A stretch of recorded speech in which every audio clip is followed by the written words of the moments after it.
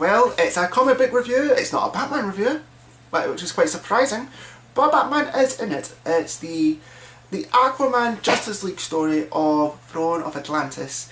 This is just a crossover between two issues, Aquaman and Justice League. That's all it is. It's, you know, it's not spying off other issues, it's just these two issues written by sort of Geoff Johns, and by God, this was actually one of the best sort of story crossover events that I've seen DC's done by far. Essentially, right, the story goes, the Atlanteans, I think it's Black Adam, he wants Aquaman to be the king of Atlantis. He wants him to be back on the throne of Atlantis. You know, he wants him to take control of his empire as he should, because it's his birthright or something like that. But Aquaman doesn't want to do it. He wants to stay. He wants to help the people of Earth. And this is essentially where it's all coming ahead, because what Black Adam's done is there was this strategy that he and Aquaman did sort of way back, where they would flood the major cities. So like Boston's getting flooded, Gotham, Metropolis, essentially all these things, and Aquaman and Justice League have to stop them out.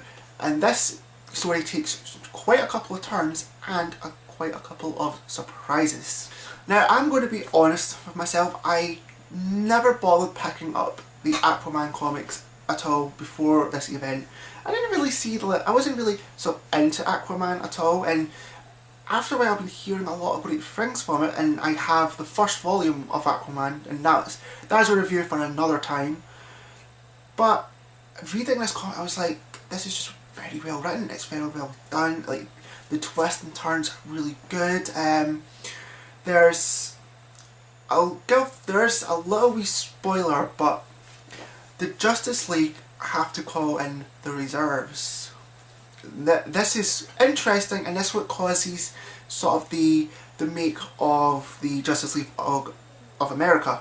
And I like the fact so they focus on just these two issues. They weren't spamming on other issues. It wasn't a tie-in. This was a crossover, and it begins with Aquaman, and it technically does end with Aquaman. It's through it starts off with Aquaman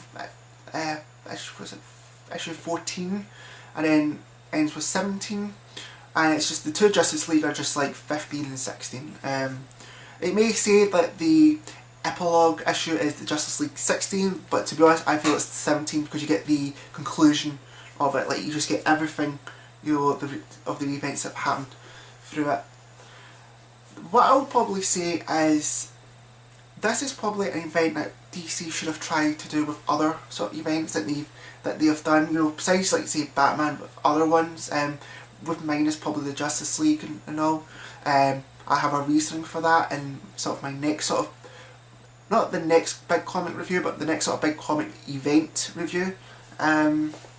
So yeah, I thought this was actually really, really good. Now you're probably thinking, was there anything bad about it? To me, I don't see anything bad about this event. This was actually a really good event. I think it's easy to pick up. It's only like a couple of issues, so it's not like it's going to cost you an arm and a leg. But yeah, this was really good. I thoroughly recommend, and to me this was like the best DC event they've had so far, like ever since the New 52. Besides maybe maybe one or two Batman events.